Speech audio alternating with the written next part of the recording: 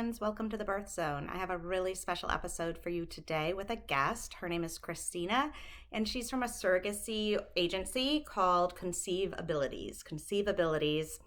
And she has her own surrogacy story of carrying a baby for parents. She actually did this 3 separate times. So, in just a couple of minutes, we're going to hear from her. She has an incredible story to share. If you are interested in learning more, go to conceivabilities.com/Jasmine, Jasmine. The link is in the show notes from today's show as well. So welcome, whether you're listening to our Birth Zone podcast or the Birth Zone on YouTube. I'm so glad that you're with us. My name is Jasmine Sasek. I am a doula and childbirth educator. At the Birth Zone, I work with a number of other doulas to provide in-person labor support services in the Chicago and Milwaukee areas.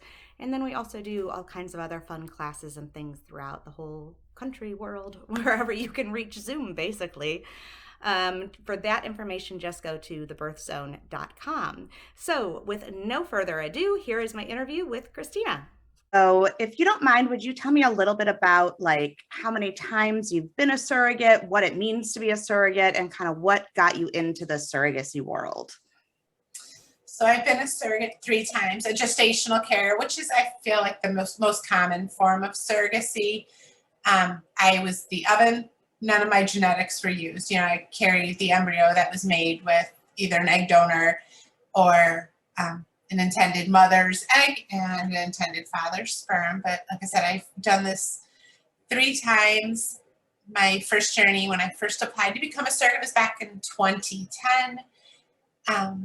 My son had a classmate whose mom was a surrogate, and we met up one day at a pool, or I think we're maybe doing room parents for the class party. And it was the first time I met. I mean, of course, I knew what a surrogate was, but it was an opportunity to actually speak to one, to ask questions firsthand.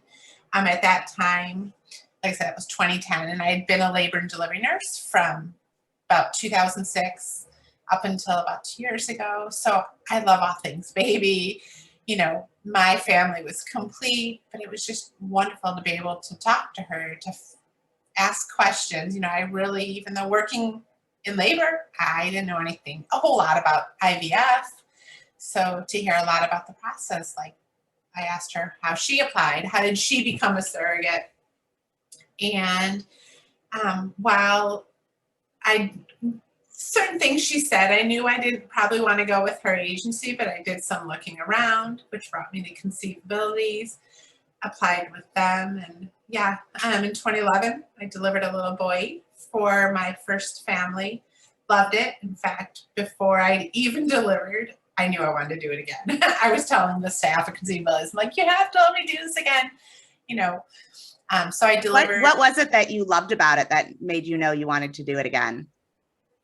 I've always been drawn to reproduction. I mean, how even that an embryo can be frozen for years and then taken, thawed and life just, heart starts beating. I've just been really enthused by that. And I've always said, like, I feel like being a surrogate comes easy. If I'm working a job, you make a effort towards everything you do. But for me, pregnancy comes easy, and I just go about my day, go about my work day, go about my day as a wife, as a mother, while my body takes care of the growing a baby. So it was just an honor. I feel like, I may not be a president of the United States. I'm not always sure how I'm going to leave my mark in this world, but all these years later, I've been able to give something to a family that had no other way. They wanted a biological child of their own, and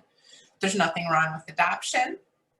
But for those that, want to create a family of their own, but don't have the means to carry it, whether a woman can't, or for 2 men, they obviously would need a carrier. So like I said, it's something that comes easy to me. And if the roles were reversed, I would hope someone would do it. Yeah. Had you thought about surrogacy before you met that other mom or who had done it, or is this a brand new idea? I had heard about, I knew what one is. If you had asked me in 2009, what is a surrogate? I would have told you, somebody who carries a baby for somebody else. But back then, there, meeting her made me realize it's not just a word, it's going on out there. And I can tell you in the 11 years since my first surrogacy, it's crazy how much more common it is. There's celebrities, even back in 2010, not a lot of states, I don't know the exact number, but not all states were surrogate friendly. Okay. Meaning not all states were conducive to compensated surrogacy, or there was just a lot of laws. Now there's very few states that are not surrogate friendly. I think Louisiana and Michigan are two of them, but almost all states, it's quite easy to be a gestational carrier. And so that shows you too where the movement's going. And can I ask, how many kids of your own had you had before you did surrogacy? I had two children of my own. I had a daughter and a son. And pretty much to become a surrogate, you really need to have given birth before and be raising a child of your own. That's pretty much a requirement across the board.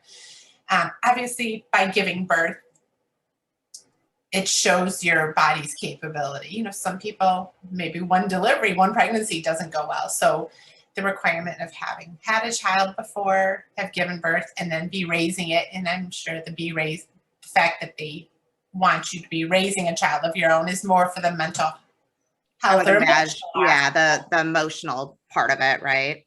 Correct. Okay. Right. And so you did your first, and then you went on to carry two more babies. Is that true? Okay. Yeah. And I was older, so older for surrogates. When I did my first surrogacy, I wasn't in my 20s, so that kind of put a little bit more urgency into my situation. I knew I couldn't be like, oh, I'll wait 2 years and do it again. So that's why I actually did provide breast milk till 3, but as soon as I stopped that, I would get ready to help a different family. So that was my next question. Those were all 3 different families that you helped with those pregnancies? Yeah. First family was in Boulder. I'm here in Chicago. Second family is in Chicago. And then the third family, when I wanted to help it, when I had mentioned to my husband, I just want to do this one last time. It's something that's going well, that's easy for me. I just want to make one more family complete.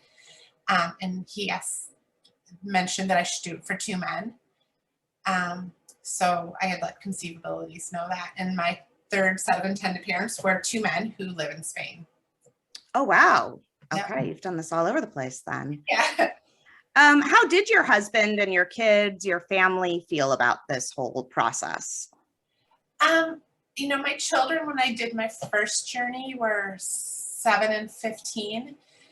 But growing up, like many times I've taken them with me to donate blood, or like if we dropped off donations at Goodwill, like I've always kind of, I've raised my children with an awareness of let's always be mindful of others. My son was the youngest. Again, he was 7 years old when I did this the first time.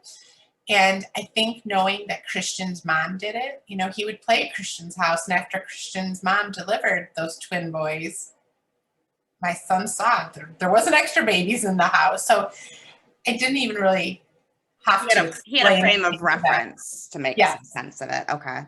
Correct. I think, just the whole, let's always think of others. And, they were old enough to understand, I'm going to help somebody because they can't do this for themselves, or they need someone like me. So I'm going to help them. And it's, the baby's not going to look like you. It's, not tied to me or dad. So I think my husband always knows I never came up with a bad idea. So it's hard to say no when you want to help somebody else, but I also acknowledge, and realize there's some partners that may not always feel the same about their partner wanting to do something like this. So. Okay.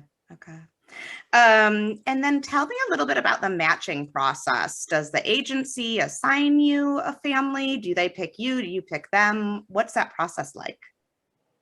So all 3 of my surrogacies were through the same agency, were through conceivabilities. Like I said, I didn't really know a whole lot about them, but they have what they call like a matching matters protocol.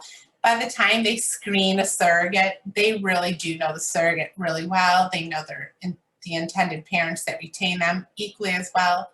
So once a surrogate is fully screened, they have a pretty good sense for what surrogate and what intended parents might blend well together. Of course, there was a match meeting, but they want the surrogate, they want both parties to have the same type of relationship or lack of relationship, the same connection with each other during, prior to pregnancy, during a pregnancy, and after. So they really do make sure that the surrogates and intended parents' views mesh on so many things. And really, in a match meeting, they conduct a match meeting. So before I ever went to a fertility clinic, I had a chance to meet them. My husband and I, had a chance to meet with the intended parents, and they asked great questions. So we really had a really good sense of what they were expecting. Did they want to come to appointments? Did they not?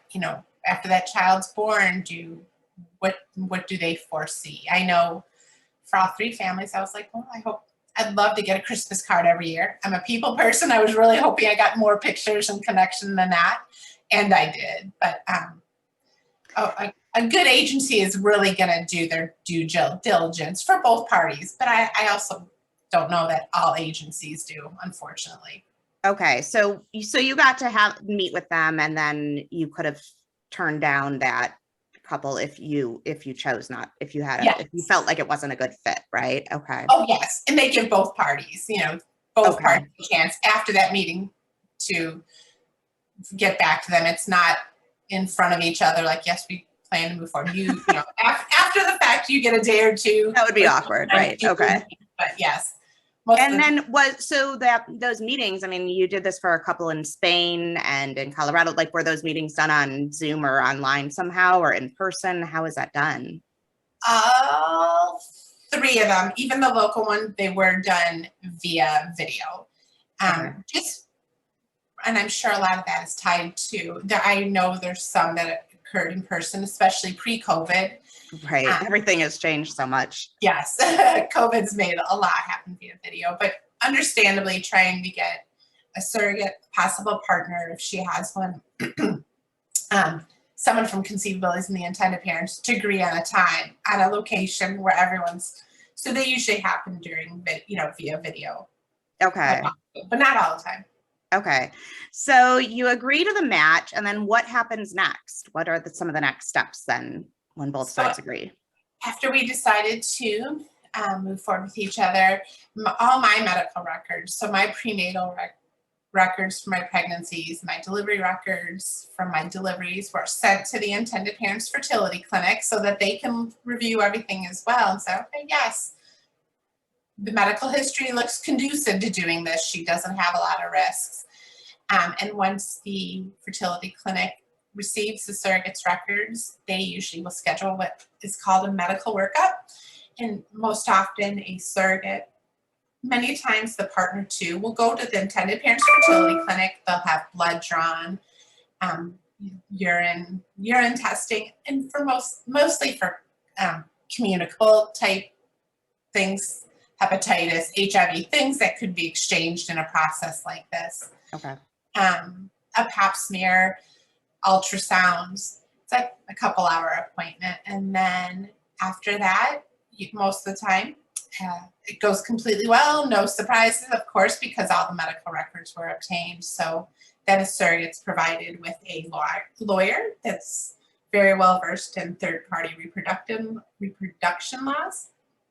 So the lawyer that was provided to me, the intended parents and their lawyer, together we come up with a legal contract that's usually quite lengthy, but it covers everything. It even covers if the intended parent were to have something unfortunate happen to them, who they've, chosen to raise the child, but it dictates everything to termination, reduction. Maybe an intended parent has strong thoughts about a diet or an intake. Surrogate's caffeine intake, that sometimes can end up in a legal agreement, but both lawyers will make sure that the surrogate and the intended parent are very comfortable with that legal contract. So that contract is to try to iron out ahead of time any decisions that need to be made or maintained during like that pregnancy and labor time, correct? Exactly. Yes. So that you're not negotiating those things. Yes. It'll usually, it'll elaborate to payments, how they're handled. It's everything from financial to, yes. Okay. And then you use, you mentioned that it's the intended parents, sorry, I'm stumbling on my words here. The fertility clinic. You use the intended parents fertility clinic, correct? Is that local to you, or is it local to the intended parents? It could be either. Okay. And it could be separate. If the intended parents fertility clinic isn't local to a surrogate typically will only go there twice for the medical workup and then months later for the embryo transfer. However, in the month prior to an embryo transfer and in the month after, there's numerous appointments for ultrasounds, for blood work to make sure that the surrogate's blood work and estrogen and other levels are where they need them to be. That'll be set up with a third-party monitoring site, so maybe a fertility clinic close to the surrogate, because it doesn't make sense for that surrogate to be going flying to state, for instance, right, if the clinic isn't local. So then I'm curious, if you don't mind sharing, for yours that were out of state and out of the country, did you do things locally? I mean, I understand that in between, but did you do both of those two locally, or did you fly for those? So my first intended parents were in Boulder, Colorado. The fertility clinic was in Colorado. So I flew out for the medical workup and the embryo transfer, and I had my ultrasounds and blood work done here local. My second intended parents initially were using a fertility clinic here in Chicago, but then ended up switching to the same fertility clinic out in Colorado. So wow, downtown, yes. That's interesting. Do you know why they switched? I don't know if a little bit was how the embryos or the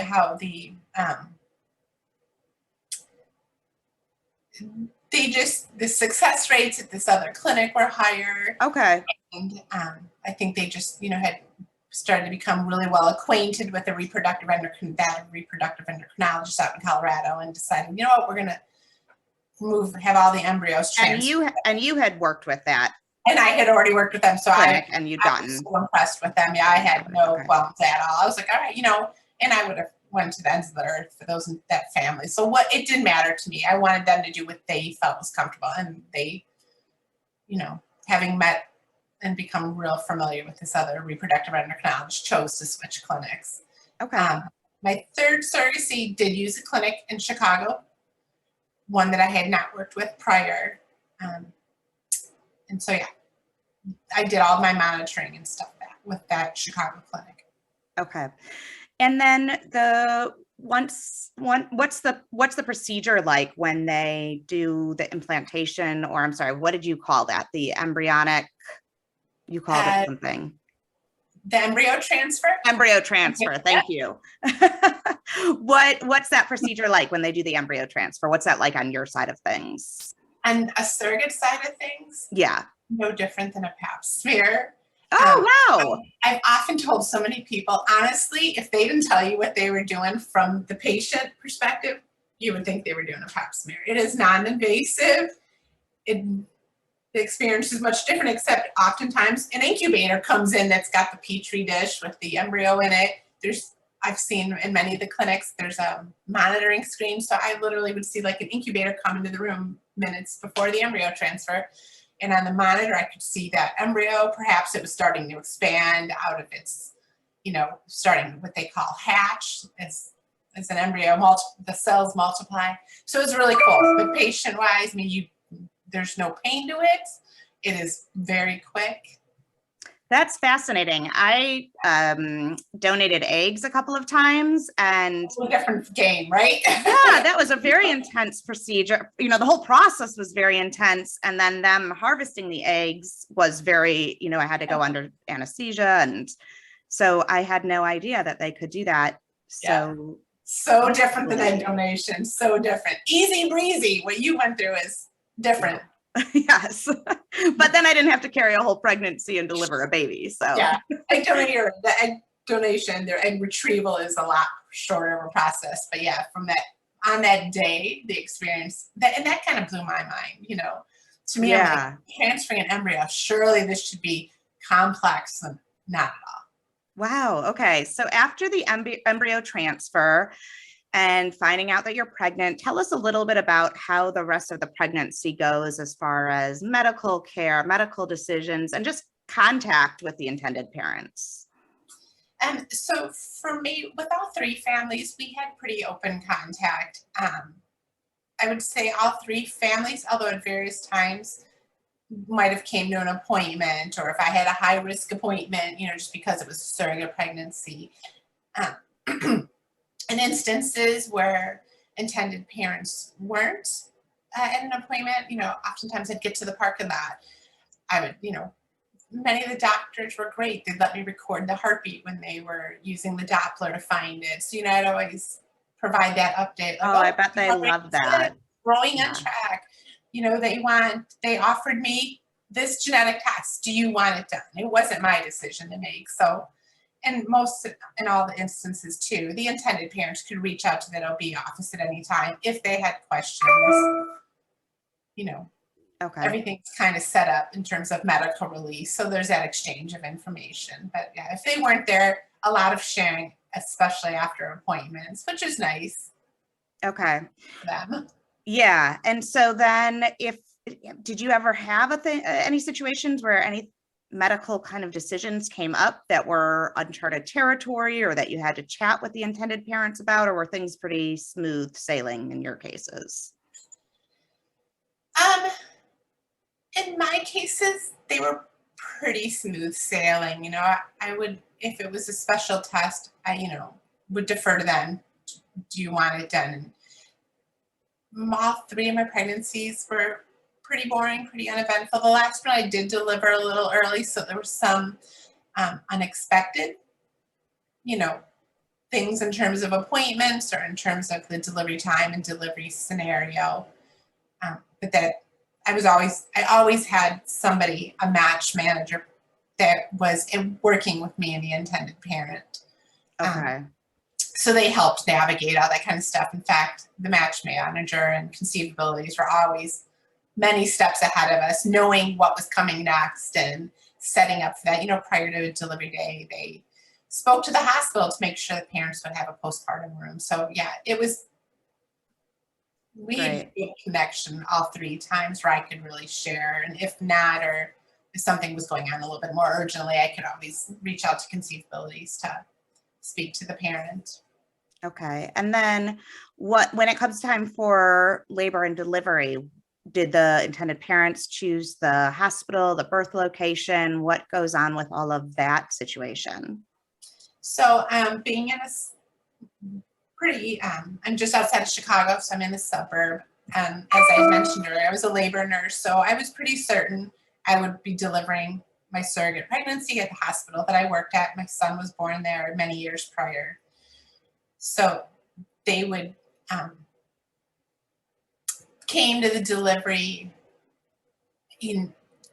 for all of them except for so my first one, the intended parents were in a room. It was a singleton, mom, dad, and the mom and the dad and my husband were in the delivery room. For my second pregnancy, it was twins, so I did deliver in an OR, and just in case I needed a C-section, but I did not need a C-section. And for that, I took my husband came with, because of course he's the support person I was most comfortable with. And the intended parents were allowed to come with. The intended father wasn't sure how he'd feel about being in there, so the intended mother came and saw both of her children be born. Okay. And then in the last scenario, again, it was twins. I thought it was going to be another vaginal birth, but because it happened a little earlier, the intended fathers were not here in Chicago at the time. Okay. And then who in that situation where they're not in Chicago yet? I assume they probably came as soon as they could, and maybe the babies needed to be in the NICU a bit, but is there any parenting or care that you do of the newborns then once they're born? In the last instance, they did spend a short bit of time in the NICU, so the care was provided there. But of course, they were very open to me being able to I saw them when they were born.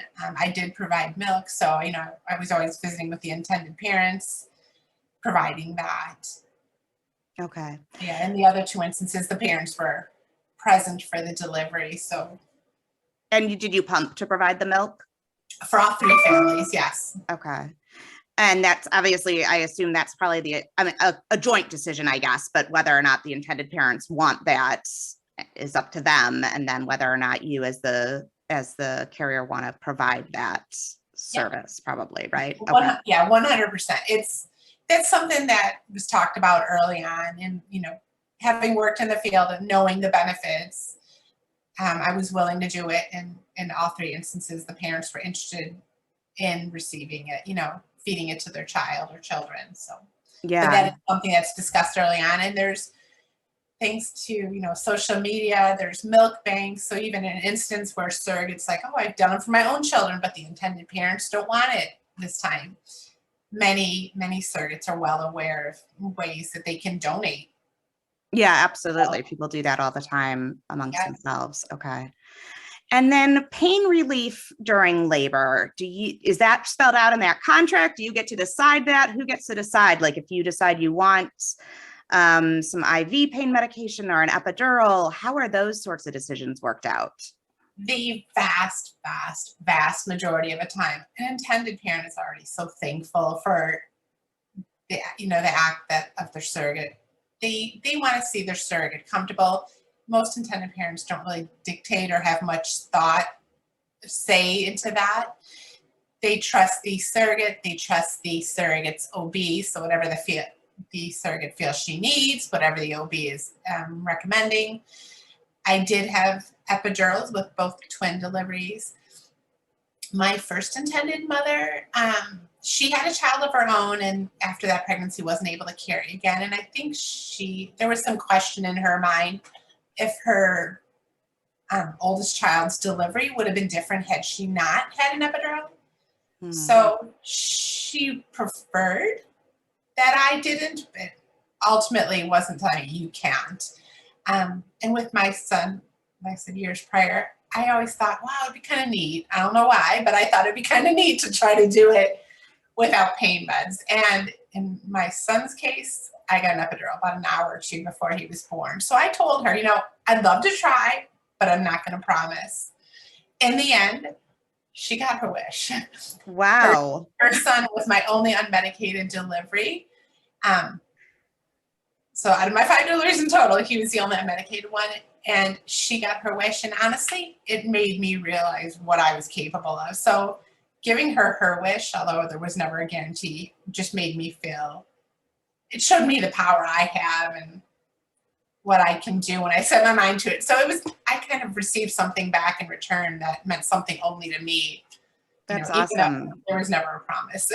I love that. And I'm sure people throw around the word sacrifice all the time, but to me, that's it's like, oh my gosh, especially if you haven't done an unmedicated birth before with your own children, to do it for somebody else is like, that's the sacrifice right there. Yeah.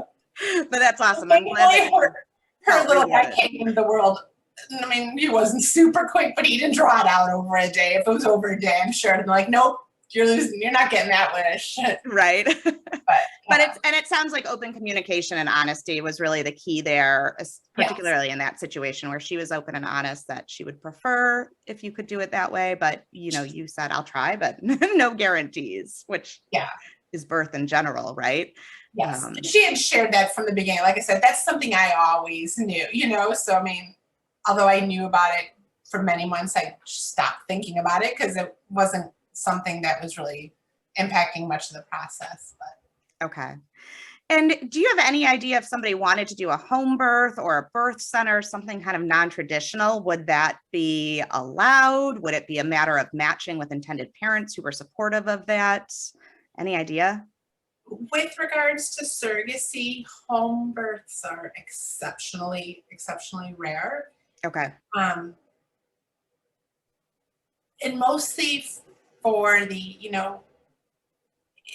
I, while a surrogate typically has a pretty unremarkable history, it's always reassuring to know that if a baby doesn't tolerate labor, no one's ever, no delivery is ever guaranteed to go smoothly. It's a lot more reassuring to know that an OR room or an OR suite is down the hospital or down the hallway or on a different floor of the hospital than to be at home and a baby not all of a sudden tolerate labor and you're talking an ambulance and transport to the hospital. So, well, and I imagine, especially for intended parents in this process who've probably already been through a lot medically themselves. Yeah, That they're looking to take out the risks. Yeah, I know for my doula clients, I find that that's much more common with wanting to mitigate those risks with my clients who've been through IVF and gone through so much more medically. It's they want that peace of mind. So that makes a lot of sense. Okay. When the baby's born, are they put on your chest, the mom's chest? What's it like in that moment when the baby is, or babies are born? It's neat. As neat as it is, it's almost kind of a blur. Though for those first 2 deliveries, the baby was placed on my abdomen, but more very short term, so the parent could cut the cord. Both of the first 2 families, mom had, was sitting almost right next to me in a chair with a gown so that as soon as the cord was cut, she could do skin to skin with the baby. Okay. Emotions are typically really high. It's just a very happy moment, lots of tears shed, so the first 2 families, so I did get skin to skin, and although it was placed briefly on me, the handoff is straight to the parents. Yeah, so then that going forward, golden hour and continued skin to skin is done with the parents. Okay. And emotionally, what's that all? I mean, you said it's a bit of a blur, but what's that whole process like? I mean, not even just in that moment, but going forward, what does that feel like for you emotionally? For me, and I've had people ask that, definitely I think during all 3 of my hospital stays, I wasn't really emotional, or I was, emotional to a point because getting the milk started, sometimes can be a little challenging. Mm-hmm. And I wouldn't even say emotional. It was just more like, is this enough? You expect to do gallons right after you deliver. Both in all 3 situations, the second family lived downtown, but the first and third family weren't from Illinois. They did stay in Illinois for a couple weeks before they left. It was one last opportunity. I obviously saw them a couple times while they were in the area. And then before they went back home, I would see them again.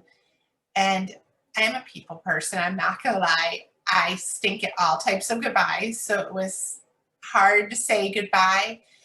But I never had the feeling of they're taking something of mine.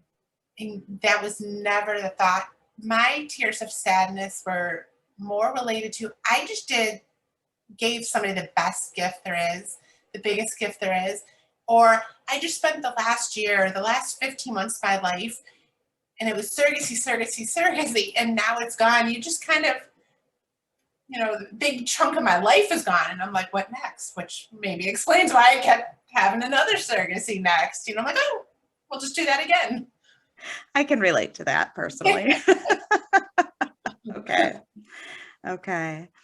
What else do you think are some of the most important things for people to know if they're considering doing surrogacy? I would definitely encourage, there's still a lot of lack of information, not even and maybe some misinformation. Over the past decade, I've encountered women or spoke with women who think that if you've ever had a C-section, you can't become a surrogate. Not true. So I would encourage anyone who's considering it to get more information, to ask questions, to reach out, to get those questions, because so much of what a woman may think would prohibit her is actually not something that disqualifies her from carrying. Obviously someone who's had preeclampsia or maybe, was a gestational diabetic on insulin throughout her pregnancy, something like that may disqualify. But definitely a lot of misinformation or just plain lack of information. Like I said, surrogacy is so much more common today than it was a decade ago. But I've said too over the years, I feel like some people look at me like I'm a unicorn. They're like, wow, I've never met a surrogate. I'm like, yeah, it's, it, but or it's very possible they have and they just didn't realize it, right? True. So true. Yeah. Or met children from, who were the result of surrogacy, or intended parents without knowing, it's all around us. I find that I'm an adoptive parent, and I find that with adoption, it's so much more prevalent than you'd think. 100%. Talking to people, they tell you their stories. Yeah. Okay. Any other last things that you want to share with us about this? Other than I'm just a big advocate, advocate for surrogacy. There's always has been more intended parents than there have been surrogates. That's, throughout the years, agency to agency. So it's a great way to teach children. I don't think there's a better lesson you can show in selflessness to teach a child, for a surrogate to teach their own child. So would so encourage people to reach out for information, to consider it. But of course, there are requirements to becoming a surrogate as well. So you need to have a supportive partner and be in a spot or a place in your life where you've got the time and the commitment to do something like this. Sure. It's a huge undertaking. A great gift and a wonderful experience. And to put you on the spot, do you think you'll do it again? I'm too old, or I would. I've often said that, oh yeah, good thing I didn't find this in my 20s, because I'd probably have like a zillion Suro babies, Suro children out there. I would 100%, hands down, do this. Continue to do it if I could. Is there a hard and fast, like, upper age limit for it, or is it kind of dependent on situations? So most commonly in the world of surrogacy, in terms of an age bracket, you see 21 to 40. I'm pretty well aware there's many fertility clinics across the United States that will work with surrogates up to about the age of 45, given they've had recent deliveries, and again, have that uncomplicated history. Yeah, that's a pretty wide age range. Okay, yeah. Interesting. Oh, for sure.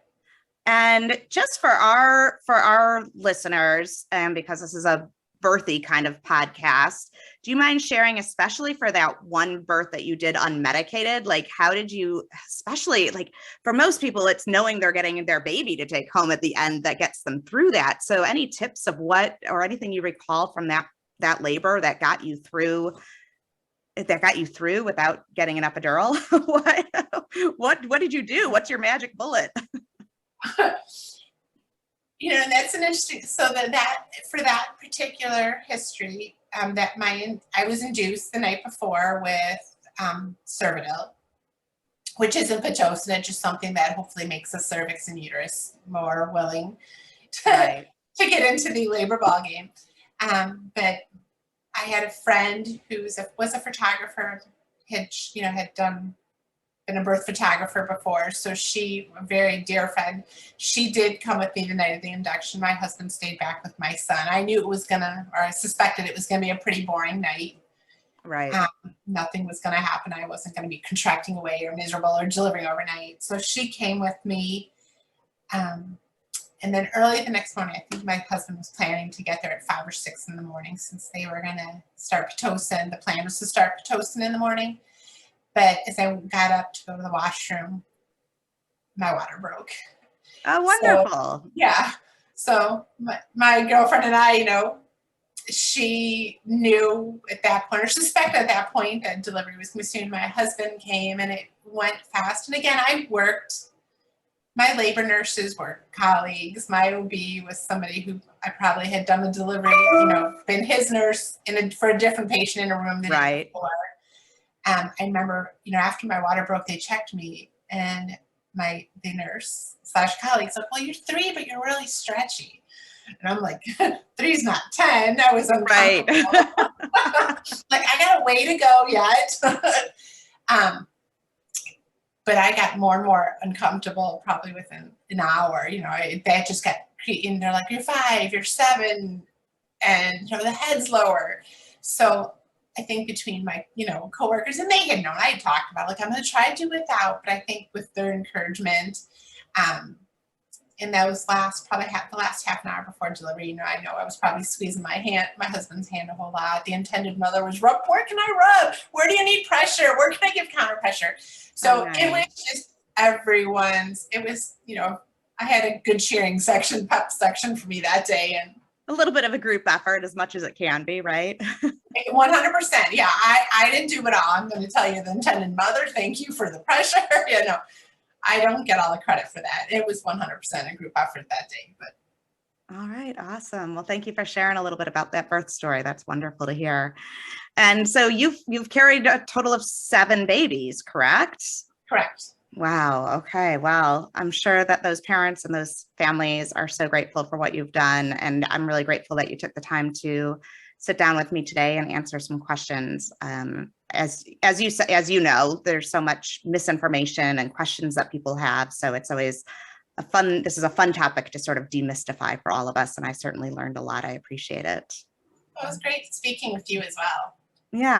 Wasn't that just fascinating? Oh my gosh. I think that I could ask her questions all day long about that experience. I know that being a surrogate was something I was always really interested in personally. At this stage in my life, I'm no longer eligible, but you might be. So I encourage you to go check it out at conceiveabilities.com/ blah, blah, blah. I'm mushing all my words together. Let me try that again. Conceiveabilities.com/Jasmine, JASMINE. The link is in the notes, and a lot of people are actually eligible to receive up to $650 just for like completing the first couple steps of finding out more about this. So if this is something that's ever been on your mind or on your heart, go take a look. It does not hurt ever to get more information and find out more. I am a parent by birth, by foster care, by adoption, and I have donated eggs myself as well. So I am just all about helping families grow and thrive together through whatever means are appropriate for that family. So if you're interested in surrogacy, go check out that link, and I hope you get all your questions answered.